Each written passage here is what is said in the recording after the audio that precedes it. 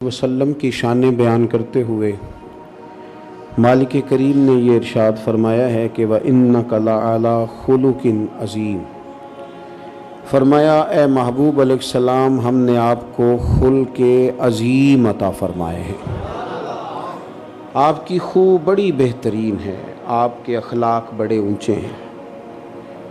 رسول کریم صلی اللہ تعالیٰ علیہ وسلم نے اپنی تشریف آوری کے جو مقاصد خود بیان کیے، اللہ کے حبیب صلی اللہ علیہ وسلم نے اپنے آنے کا جو مقصد خود بتایا، ان مقاصد میں سے ایک مقصد حضور نے یہ بھی بیان کیا کہ اللہ تعالیٰ نے مجھے اخلاق عالیہ کی تکمیل کرنے کے لیے مبعوث فرمایا ہے، میں اخلاق کو بلندیوں تک پہنچانے کے لیے دنیا میں آیا۔ نبی پاک صلی اللہ تعالیٰ علیہ وسلم نے ہمیں وہ والے اخلاق عطا کیے ہیں کہ اس سے زیادہ بہترین بات دوبارہ زمانے میں ہو سکتی نہیں۔ اور نبی کریم علیہ السلام خود ارشاد فرماتے ہیں، حضور فرماتے ہیں کمزور رائے والے نہ بنو کہ تم یہ کہتے پھرو کہ کوئی ہمارے ساتھ نیکی کرے گا تو پھر ہم نیکی کریں گے۔ کمزور رائے والے نہ بنو، بلکہ فرمایا کوئی نیکی کرے یا نہ کرے تم نے نیکی ہی کرنی ہے، تم نے بھلائی ہی کرنی ہے، خیر کا رویہ ہی اختیار کرنا ہے۔ اخلاقی قدریں قوموں کی جب اونچی ہو جاتی ہیں، اور ایک بات اور بھی اپنے ذہن میں رکھیں کہ خلق کہتے ہیں ظاہری صورت کو، خلق کہتے ہیں باطنی اوصاف کو۔ اس لیے میں اکثر کہتا ہوں کہ صرف میٹھا بولنا ہی اخلاق نہیں، سچ بولنا اخلاق ہے، بخل سے بچنا اخلاق ہے، سخاوت کرنا اخلاق ہے، عاجزی اخلاق ہے، کسی کو عزت دینا یہ اخلاق ہے، اپنی طبیعت میں حوصلہ پیدا کرنا، بے صبری سے بچنا، شکر کا مزاج اختیار کرنا یہ اخلاق ہے۔ میٹھا تو لوگ اپنے مطلب کے لیے بھی بولتے ہیں، میٹھا تو لوگ کام نکلوانے کے لیے بھی بولتے ہیں، میٹھا تو لوگ بندوں کو راضی کرنے کے لیے بھی بولتے ہیں، لیکن یہ جو بندہ زبان کے ساتھ لوگوں کو قائل کرتا ہے یہ لمبا نہیں چلتا، آہستہ آہستہ لوگوں کو پتہ چل جائے یہ تو سب کے ساتھ ہی ایسا ہے، یہ تو بندے کو قابو کرتا ہے لفظوں کے ہیر پھیر میں، تو نرا یہ اخلاق نہیں۔ میں کہا کرتا ہوں کہ کسی کی منہ پہ اس کی تعریف کرنا یہ اخلاق نہیں، یہ تو کئی دفعہ خوشامد بن جاتی ہے، کوئی کسی کے بارے میں غلط لفظ کہہ رہا ہو اور اس کی پیٹھ کے پیچھے کہنا نہیں تو غلط کہہ رہا ہے، تجھے پتہ ہی نہیں، یہ بات تو درست نہیں کر رہا، اصل بات اس طرح ہے، یہ اعلیٰ اخلاق والے ہونے کی علامت ہے۔ کسی کو غیبت سے بچایا بھی جائے اور خود بچا بھی جائے۔ اخلاقی بلندیاں اور اخلاقی رویے اونچے کرنے کے لیے حضور آئے۔ دیکھیے حضرت مولا علی شیر خدا کرم اللہ تعالی وجہہ الکریم، حضور علیہ السلام کے علم کے شہر سے فیض پانے والے ہیں تو دو تین جملوں میں انہوں نے نبی پاک علیہ السلام کے اخلاق بیان کیے، اور یوں محسوس ہوتا ہے کہ بڑی ساری شاعریاں، بڑے سارے ادیبوں کے فکرے اور بڑے سارے واعظین کے واعظ اور بڑے سارے خطباء کی تقریریں مولا کائنات نے سمیٹ کے رکھ دی۔ ترمذی شریف میں حضرت مولا علی شیر خدا کرم اللہ تعالی وجہہ الکریم کا یہ فرمان موجود ہے، فرماتے ہیں بھئی لوگو، نبی پاک صلی اللہ علیہ وآلہ وسلم دل کے سب سے زیادہ سخی تھے، زبان کے سب سے زیادہ سچے تھے، اور مزاج کے سب سے بڑھ کے نرم تھے۔ بس تین باتیں حضرت مولا کائنات نے بیان کی۔ حضور کا دل سب سے بڑا سخی ہے، زبان سب سے زیادہ سچی ہے، اور مزاج کے حضور سب سے بڑھ کر نرم ہے۔ یہ حضور کا اعلیٰ اخلاق۔ آپ کبھی ان تین باتوں میں اپنے آپ کو ٹٹول لینا، ہماری زبانیں سچ کتنا بولتی ہیں، جو اللہ نے ہمیں اپنے فضل سے دیا ہے، ہم مالک نہیں بن کے بیٹھ گئے، وہ نکال کے کسی اور کو دینا ہمیں کس قدر زیادہ مشکل محسوس ہوتا ہے، اور ہمارے مزاج بڑے نرم ہیں، پر اپنے حق میں اپنی ساری غلطیوں سمیت اپنے آپ سے پیار ہے۔ پتہ ہے نا، ہمیں سب سے زیادہ اپنی غلطیوں کا پتہ ہوتا ہے، اپنی ساری غلطیوں کے باوجود اپنے آپ سے پیار ہے، اور دوسرے کی ایک دو پتہ چل گئی تو گھن کھانی شروع کر دی۔ حضرت مولا علی فرماتے ہیں مدینے والے محبوب سب سے زیادہ نرم دل تھے، شفقت کرنے والے تھے، کرم فرمانے والے تھے۔ دوسری بات، انسان کا جو حسن تکلم ہوتا ہے نا، اس کا جو بات کرنا، وہ بڑا معنی رکھتا ہے۔ کچھ لوگ کہتے ہیں یار چل کام نہ کرنا، بات تو ٹھیک کرنا، چل تو ہم جو کہہ رہے ہیں اس کو تسلیم نہ بھی کرنا، پر تیرا لہجہ تو ٹھیک ہونا۔ نبی پاک صلی اللہ تعالی علیہ وسلم جب بات کرتے تھے نا، تو حضرت عائشہ صدیقہ رضی اللہ تعالی عنہ فرماتی ہیں کہ حضور تمہاری طرح تیز تیز باتیں نہیں کرتے تھے، بلکہ اللہ کے پیارے حبیب صلی اللہ تعالی علیہ وسلم کا کلام تو اس طرح ہوتا تھا کہ ہر جملہ دوسرے سے جدا ہوتا تھا اور باتیں واضح ہوتی تھیں۔ اور اتنی بڑی بات کہہ دی، اما عائشہ صدیقہ رضی اللہ تعالیٰ عنہ فرماتی ہیں کہ نبی کریم کی تو کوئی باتیں گننا چاہتا تھا تو گن بھی سکتا تھا۔ شیریں گفتاری یعنی دھیمے لب و لہجے میں بات کرنا۔ کئی دفعہ نا اما خود ہی بات کر کے بھول بھی جاتی ہے، بزرگ ہو گئی ہے نا، ابا جی کئی دفعہ بات کر کے بھول جاتے ہیں، انہوں نے خود کوئی کام کہا ہوتا ہے، خود ہی اس پہ ناراض ہو جاتے ہیں۔ اب اولاد کا کیا ذمہ ہے کہ وہ اماں ابا کے اس بڑھاپے پر معاذ اللہ طنز کرے کہ آپ کل یہ کہہ رہے تھے آج یہ کہہ رہے ہیں۔ ان کے لیے حکم یہ ہے کہ وہ نہ شفقت کے بازو پھیلائیں۔ عرش کا مالک کہتا ہے اوف بھی نہیں کرنی تو نے، کیونکہ وہ تیرے سامنے بڑھاپے کو پہنچ گئے۔ تو کہہ ٹھیک ہے، جو کل کہا تھا وہ بھی ٹھیک ہے، جو آپ آج کہہ رہے ہیں میں اس کے لیے بھی تیار ہوں۔ یہ ہوتا ہے اعلیٰ اخلاق کا مظاہرہ۔ لیکن اگر آپ کہیں جناب کل آپ نے یہ کہا تھا آج آپ یہ کہہ رہے ہیں، تو یہ بات کی کمزوری ہے، اس سے ہمیں نکلنا چاہیے۔ جب انسان چھوٹا ہوتا ہے اس کا ذہن کمزور ہوتا ہے، جب وہ بڑا ہوتا ہے تو اللہ اس کے حوصلے کو بھی بڑا کر دیتا ہے۔ تو ہم بعض اوقات اس طرح کی باتیں کرتے ہیں یا ہمارے بڑے کرتے ہیں کہ ہمارے پاس سخت جواب ہوتا ہے، ہم دے سکتے ہیں، لیکن ہمیں حکم یہ ہے کہ تم نے اپنی عقل دیکھ کے جواب نہیں دینا، سامنے والے کا منصب دیکھ کے جواب دینا ہے۔ وہ دیکھنا ہے کہ وہ بندہ کس طرح کا ہے۔ اگر آپ کہیں کہ جناب میرے پاس شعور بڑا ہے تو میں ایسے کر دوں گا، تو یہ انداز پھر ٹھیک نہیں۔ دوسری بات، مسواک کرنا بھی سنت ہے، میٹھا کھانا بھی سنت ہے، اور گوشت کھانا بھی سنت ہے ویسے، اور سید الطعام ہے، کدو شریف کھانا بھی سنت ہے، اور جناب شادی کرنا بھی سنت ہے۔ یہ ساری سنتیں لوگوں کو یاد ہوتی ہیں، اچھی بات ہے، بڑی اچھی بات ہے، لیکن مسکرا کے بات کرنا بھی حضور کی سنت ہے۔ یہ والی بھی یاد کر لینی چاہیے، چلے اس میں بھی بھلا ہوتا ہے، ابا جی کا دل راضی ہو جائے گا اس بات سے، اماں جی خوش ہو جائیں گی، بڑے بھائی کو آپ مسکرا کے ملیں گے تو راضی ہو جائے گا، غریب آدمی سے مسکرا کے ملیں گے تو خوش ہو جائے گا۔ نبی پاک صلی اللہ تعالی علیہ وسلم نے جو حیات نور گزاری ہے وہ غموں کے بیچ گزاری ہے۔ حضور فرماتے ہیں سارے نبی ستائے گئے پر میں سب سے زیادہ ستایا گیا، لیکن اس کے باوجود ان غموں کے بیچ حضور مسکراتے تھے۔ حضور مسکراتے تھے، اور مسکراتے بھی اس طرح تھے کہ کہہ کہا لگا کر نہیں ہنستے تھے۔ یعنی مسکرانا بھی وہ جو ڈھب اور سلیقے کا، سنجیدگی کا، مسکرانا بھی حسن والا، اس طرح نہیں کہ غیر سنجیدگی چھلکے۔ حضور مسکراتے تھے، غموں کے بیچ مسکراتے تھے، پورا منہ کھول کے نہیں۔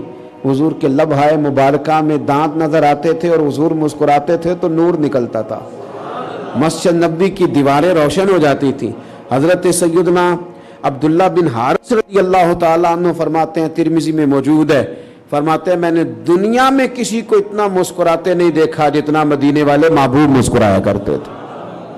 آپ مسکرائیں، آپ کے لہجے اچھے ہوں، آپ مطلب حرج کیا ہے اگر آپ تھوڑا سا کسی بات پہ مسکرا دیں گے، کوئی مسئلہ نہیں۔ آپ تھوڑا سا آپ محسوس کریں گے کہ آپ طاقتور ہو گئے ہیں، آپ نے اگر اخلاقی رویہ مثلا، اس میں کوئی شک نہیں کہ میاں صاحب باہر سے تھکے ہوئے آئے ہیں، اس میں کوئی شک نہیں کہ خامد صاحب بڑے بڑے مسائل کا انہیں سامنا کرنا پڑتا ہے، اس بات سے میں آگاہ ہوں، پر بیگم بھی تو صبح سے بیٹھی ہے نا، اس نے بھی تو کسی سے بات کرنی ہے نا، کوئی آئے تو تب یہ صاحب آئے ہیں تو ان کا خیال ہے کہ سارے پیچھے با ملاحظہ پیچھے ہٹ جاؤ اور مجھے سونا ہے، بستر جھڑا ہوا ہو، تکیہ لگا ہوا ہو، اور کوئی آدمی سی نہ کرے۔ آپ کو پتہ ہے اللہ تعالیٰ نے مرد کو فضیلت دی ہے، اللہ نے مرد کو حوصلہ بڑھا دیا ہے، عقل بڑی دی، کس لیے؟ وہ اسی لیے دی تھی کہ اس نے عورت کے ساتھ اس کی اس کم فہمی کے مقابلے میں اپنے حوصلے کو بڑا کر کے دکھانا ہے۔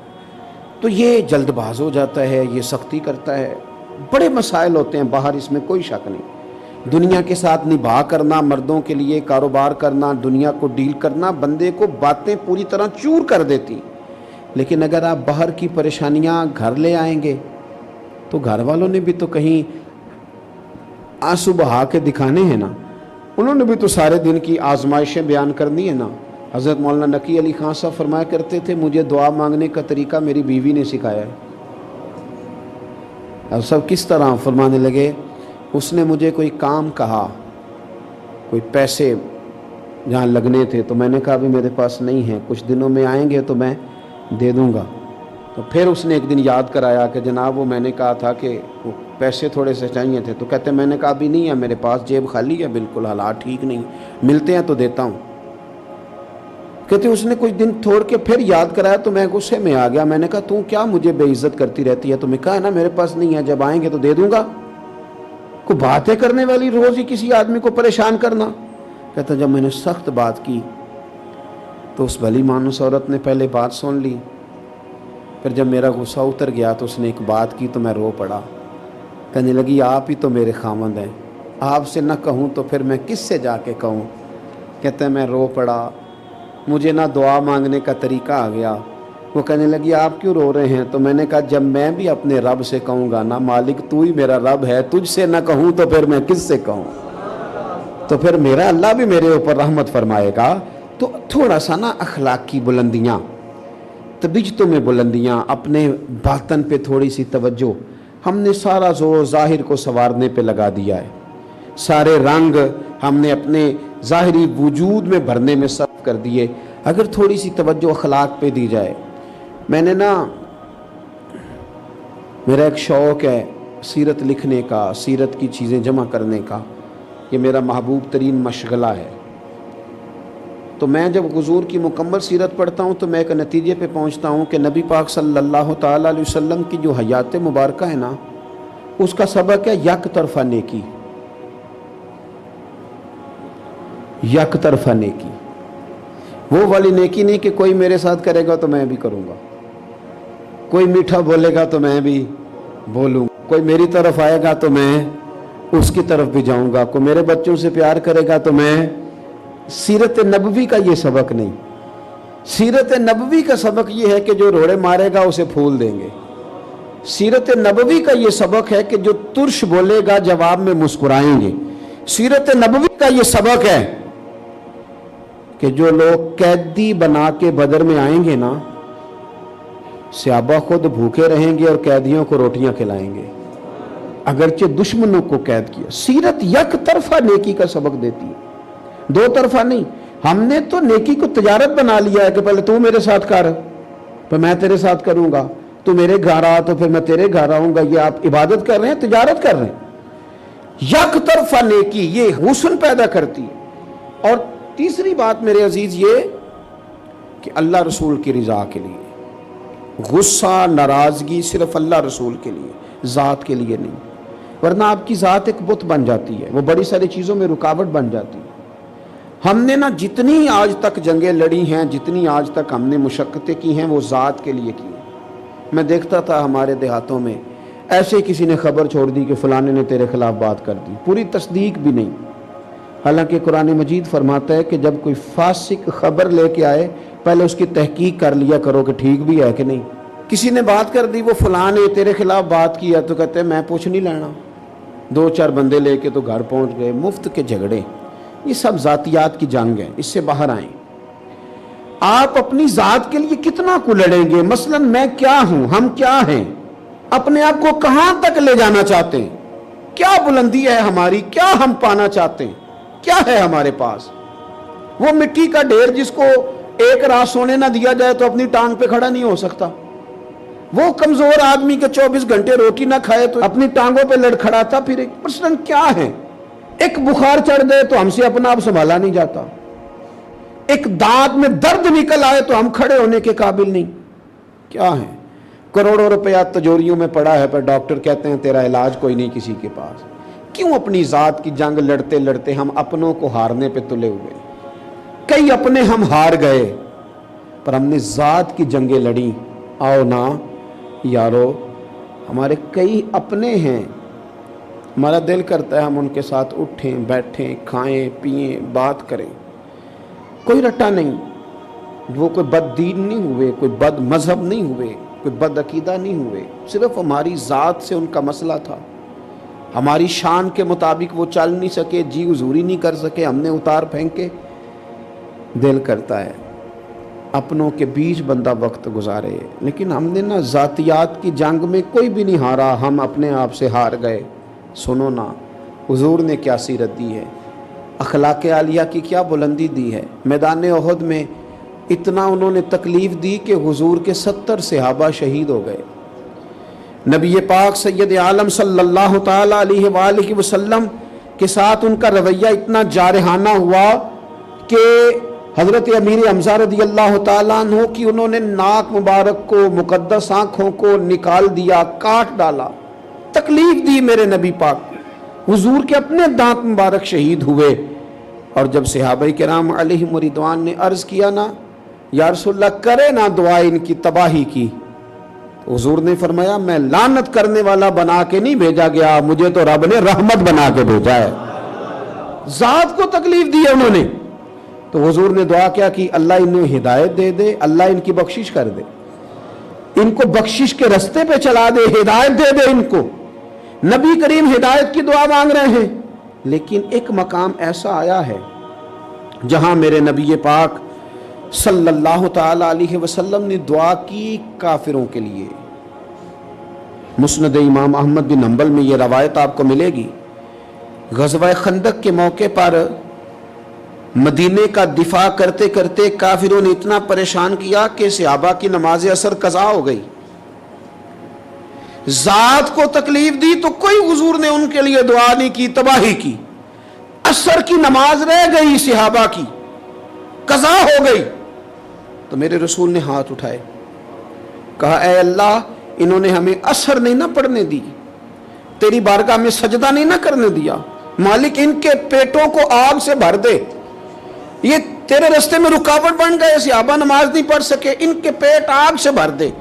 ذات کے لیے نہیں، اگر مسئلہ ہے تو حدود اللہ کے لیے، اگر کہیں کو معاملہ ہے تو وہ جو بندہ اللہ رسول کے رستے میں آئے اس سے مسئلہ ہے، باقی مسئلہ دعا فرمائی ایک حضور نے، ایک فرمائی مسند احمد میں موجود، اللہ انہوں نے اثر نہیں پڑنے دی، ان کے پیٹ آگ سے بھر دے۔ ہم نے کیا کیا ہوا ہے؟ میرے ساتھ فٹ نہیں ہے تو بندہ ہی ٹھیک نہیں ہے۔ وہ کسی شخص نے کہا تھا کہ میں نا برا نہیں تھا، بس لوگوں کے مطلب کا نہیں تھا، مطلب پہ پورا نہیں اترا تو میں برا بن گیا۔ حالانکہ آپ نہ رکھیں کسی سے تعلق، لیکن نفرت انگیزی تو نہ کریں۔ آپ کو کوئی بندہ اچھا نہیں لگتا تو آپ سوسائٹی میں یہ والا رنگ تو نہ اختیار کریں کہ بندہ ہی غلط ہے۔ وہ کسی نے کہا تھا کہ تعلق توڑ دینے کے بھی کچھ آداب ہوتے ہیں، اور کسی کو چھوڑ دینے کے بھی کچھ آداب ہوتے ہیں، اور قاتل کو کوئی قتل کے آداب سکھا دے، دستار کے ہوتے ہوئے سر کاٹ رہا ہے۔ لوگ سمجھتے ہی نہیں چیزوں کو۔ وہ بھائی نبی پاک صلی اللہ علیہ وسلم نے کیا فرمایا؟ میں کہہ رہا ہوں کہ وہ اخلاق سکھائے حضور نے کہ اس سے بڑی بات ہو ہی نہیں سکتی۔ نبی کریم علیہ السلام نے فرمایا کسی کو قتل بھی کرنا پڑ جائے نا، عرب کے لوگ قتل نہیں کرتے تھے جلدی، وہ سزا دیتے تھے، ہاتھ کاٹ دیا، پھر پیر کاٹ دیے، پھر دوسری ہاتھ کاٹ دیا، اذیت دے دے کے مارتے تھے۔ حضور نے فرمایا کبھی قتل بھی کرنا پڑ جائے نا کسی کو، اللہ کے رستے میں کسی کافر سے قتال بھی کرنا پڑ جائے تو قتل بھی اچھے طریقے سے کرنا، زیادہ تکلیف نہ دینا۔ جانور کے بارے میں بھی کہا کہ جانور کو ذبح کرو تو اس طرح نہ کرو کہ اسے تکلیف ہو، چھری بھی اس کے سامنے تیز نہ کرو۔ تو جہاں آپ کو یہ تک سبق دیا جا رہا ہے کہ لڑنا بھی پڑ جائے، تو حضور نے صحابہ کو نصیحت کی تھی کہ جب تم میدانوں میں نکلو گے نا تو دیکھنا کافروں کی فصلیں نہ تباہ کرنا، بچوں پہ حملہ نہ کرنا، درخت نہ کاٹنا، جو آدمی ہتھیار نہ اٹھائے اس کے خلاف نہ لڑنا، خیال رکھنا۔ سونے ہاں لڑنے جا رہے ہیں پھر بھی اتنی احتیاطیں، کیونکہ یہاں لڑائی بھی اعلاء کلمت الحق کے لیے ہے، ذات کے لیے نہیں ہے۔ یہ اخلاقی بلندی جب تک مومن اپنے اندر پیدا نہیں کرتے۔ میں اپنے دوستوں سے نا اور اپنے آپ سے بھی ایک بات اکثر کرتا ہوں، اپنے جو میرے عزیز ہیں ان سے بھی میں کئی دفعہ کہتا ہوں کہ رب نے جو میرے لیے چچا پسند کیا تھا نا وہ اللہ نے میرا چچا بنایا۔ اللہ نے جو ماموں میرے لیے پسند کیا رب نے میرا وہ والا ماموں بنایا جو خاندان اللہ نے میرے لیے پسند کیا، مجھے پسند کیوں نہیں؟ اللہ نے میرے لیے پسند کیا، جو اللہ نے جس خاندان میں بہتر سمجھا وہاں پیدا کیا ہے نا۔ تو آپ کہتے ہیں کہ آپ کو پتہ ہی نہیں میرا چچا خوفناک کتنا ہے، یہ کیا بات ہو گئی بھائی؟ آپ کہتے ہیں آپ کو پتہ ہی نہیں میرے ماموں کی حالت کتنی خراب ہے۔ بھئی انسانی کمزوریاں ہیں لیکن وہ دو طرفہ ہیں، یک طرفہ نہیں ہیں، ادھر بھی ہیں اور ادھر بھی ہیں، ان کے اندر بھی ہیں ہمارے اندر بھی ہیں، لیکن ہم اس انداز میں اپنی صفائی پیش کرتے ہیں۔ کچھ رشتہ دار واقعتاً اس قسم کے ہوتے ہیں کہ رویہ سخت ہوتا ہے، اور کچھ لوگ اس دنیا میں واقعی ایسے ہیں جو لالچ کے طور پر کبھی آ کے ملتے ہیں۔ کچھ لوگ وقت پڑ جائے تو وہ بڑا اپنا اپنا کہہ کے پیارا پیارا کہہ کے کام نکلواتے ہیں، اس میں شک نہیں۔ لیکن آپ سے ایک بات کر لوں، حضرت عبداللہ ابن عمر رضی اللہ تعالیٰ عنہ کا جو غلام زیادہ نفل پڑھتا تھا نا، آپ اسے آزاد کر دیتے تھے۔ کچھ غلاموں کو پتہ چل گیا کہ یہ نفل زیادہ پڑھنے پہ آزاد کر دیتے ہیں، انہوں نے نا زیادہ نفل پڑھنے شروع کر دیا، آپ نے آزاد کر دیا، پھر دوسرے نے زیادہ نفل پڑھے، آپ نے آزاد کر دیا۔ ایک دن آپ کا بیٹا کہنے لگا حضور یہ بعد میں پتہ نہیں پوری 5 بھی پڑھتے ہیں کہ نہیں، آپ کو دکھا دکھا کے زیادہ نفل پڑھتے ہیں کہ ہم آزاد ہو جائیں گے، تو یہ آپ کو دھوکہ دیتے ہیں۔ یہ میرے نبی پاک کی تربیت ہے۔ حضرت عبداللہ ابن عمر رو پڑے، فرمانے لگے پتر تیرا کیا خیال ہے؟ مجھے پتہ نہیں، مجھے پتہ ہے کہ مجھے دکھانے کے لیے اور مجھے اپنے حق میں قائل کرنے کے لیے اور آزاد ہونے کے لیے ایسا کرتے ہیں، پر یہ مجھے رب کے نام پہ دھوکہ دینا چاہتے ہیں نا، تو دے رب کے نام پہ دھوکہ، یہ دے، میں اللہ کے نام پہ دھوکہ کھانے کو تیار ہوں۔ تو یار کوئی شخص اگر صلہ رحمی کے نام پر، رشتے کے نام پر آپ کو لوٹتا ہے تو لوٹ جائیں، کیا حرج ہے؟ اعتراض کیا ہے؟ اللہ نے وہاں پیدا کیا، لوٹ جائیں تھوڑی دیر کے لیے، غیر بھی تو لوٹ کے لے ہی جاتے ہیں نا، تو چلو کوئی اپنا لوٹ جائے تو حرج کیا ہے؟ اعتراض کیا ہے؟ وہ کسی نے کہا تھا کہ انگ یاری دا پالن اوکھا جویں تند سوتر دی کچی، ایک کھچے تے دوجا چھڑدا جاوے تاں رہندی جے پکی۔ اگر رشتے نبھانے ہیں تو دونوں طرف سے کھینچو گے تو ٹوٹ جائے گا۔ انگ یاری دا پالن اوکھا کیویں؟ جویں تند سوتر دی کچی، ایک کھچے تے دوجا اے تاں رہندی جے پکی۔ یہ پکی تب رہتی ہے جب ایک چھوڑے بھی، معاف بھی کریں۔ سنو حدیث، اگر آپ نے یہ حدیث یاد کر لی نا تو یہ نا آج نا مزہ آ گیا یہ جمعے میں میرے اور آپ کے حاضر ہونے کا۔ حضرت ابو الاحوص رضی اللہ تعالیٰ عنہ کہتے ہیں میرے ابا جی حاضر ہوئے، اور جس طرح بندہ سر پٹا جاتا ہے نا، اک جاتا ہے پورا، اس طرح آئے اور آ کے نا بڑے درد کے ساتھ عرض کرنے لگے حضور میرے معاملے پہ بھی ذرا غور کریں۔ فرمایا کیا ہوا؟ عرض کی حضور میرے چچا کا بھائی ہے، مجھے کبھی مجبوری بن جائے میرے کام نہیں آیا، کبھی صلہ رحمی نہیں کی، کبھی کسی ضرورت میں نہیں پہنچا، لیکن یا رسول اللہ صلی اللہ تعالی علیہ وسلم اسے جب بھی ضرورت پڑتی آ جاتا ہے، کتنی کو مدد کروں؟ حضور آج میں آپ کے پاس آیا ہوں تو قسم اٹھا کے آیا ہوں کہ آج کے بعد میں نے بھی مدد نہیں کرنی، موج کرے اب میں نے بھی اس کے کام نہیں آنا۔ کہتے ہیں میرے والد پورے جلال سے بات کر رہے تھے، جب انہوں نے بات کر لی تو حضور مسکرائے، اور مسکرا کے حضور نے کیا فرمایا؟ وہ تو کہہ رہے تھے نا میں نے قسم اٹھا لی، اب طے کر کے آیا ہوں، آج کے بعد میں نے بھی نہیں کرنا۔ حضور مسکرائے اور کریم فرمانے لگے تو اس طرح کر، قسم کا کفارہ دے دے، یہ قسم توڑ دے، اس کا کفارہ دے دے، وہ جو کرتے ہیں انہیں کرنے دے، تو اس طرح کر، وہ کام کر جو تو پہلے کرتا تھا، وہ نہ بھی کام آئے تو تو کام آ، وہ نہ بھی صلہ رحمی کرے تو تو صلہ۔ مانا کیا ہوا؟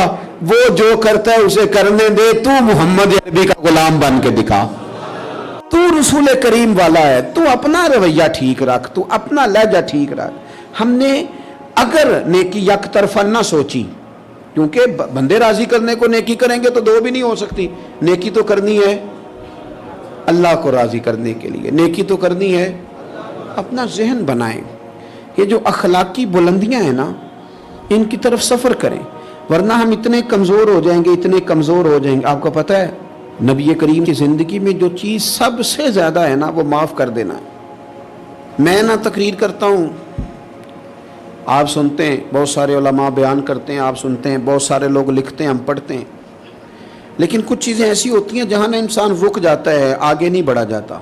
قریش مکہ کے جو مظالم ہیں نا حضور کے ساتھ، وہاں نہ بندہ پوری طرح رک جاتا ہے، 2 قدم چل نہیں سکتا، یعنی بندہ کانٹے بھی بچھائے، اونٹ کی اوجڑیاں بھی گردن پہ لا کے رکھ دے، تقریر ہی ہے نا، میں کر دوں گا جوش میں، خدا را کبھی سوچنا، جرت کرے ہاں میرا پڑوسی میرے گھر کے سامنے کوڑا پھینکنے کی، طاقت ہے، جتنا مرضی غریب بندہ ہو، کوئی لائے نہ کسی کی گندی اوجڑی کسی جانور کی، آج کسی غریب پر بھی پھینک کے دیکھ کے بھوچال نہیں آ جاتا۔ اوجڑیاں حضور کی گردن پر رکھی، کانٹے بچھائے، اتنی تکلیف دی کہ رسول پاک مکہ مکرمہ سے تشریف لے گئے، وہاں جا کے آرام سے بیٹھنے دیا انہوں نے۔ کبھی بدر میں آ گئے تلواریں لے کے، کبھی احد میں آ گئے، کبھی خندق میں آ گئے، کبھی کوئی مسئلہ کبھی کوئی مسئلہ، کبھی کوئی تکلیف کبھی کوئی تکلیف، 10,000 کا لشکر لے کے حضور فتح مکہ کے لیے پہنچے۔ او مدینے والے محبوب کا میلاد منانے والوں، کبھی وہ بندہ نظر آ جائے نا جس نے گالی دی ہو تو پوری کی پوری بات یاد آ جاتی ہے، اس کی وہ ساری تلخیاں طبیعت میں کڑواہٹ پیدا کر دیتی۔ بندہ کمزور ہو تو بات الگ ہے، لیکن پیچھے 10,000 کا لشکر ہو اور حضور سیاہ رنگ کا امامہ باندھ کے اونٹنی پہ بیٹھے ہوں اور جتنے کافر ہیں وہ سارے بھیگی بلی بنے سامنے کھڑے ہوں۔ کریم نے پوچھا بتاؤ تمہارے ساتھ کیا سلوک کروں؟ پتہ کیا کہتے ہیں؟ کہتے ہیں آپ کے والد بھی بڑے کریم تھے، ہم نے جناب عبداللہ کو دیکھا وہ بھی بڑے مہربان تھے، آپ خود بھی بڑے کریم ہیں۔ تو حضور نے فرمایا تمہیں پتہ ہے آج میں نے کیا ارادہ کیا ہے، تمہارے ساتھ سلوک کیا کرنا ہے؟ یا رسول اللہ بتائیے۔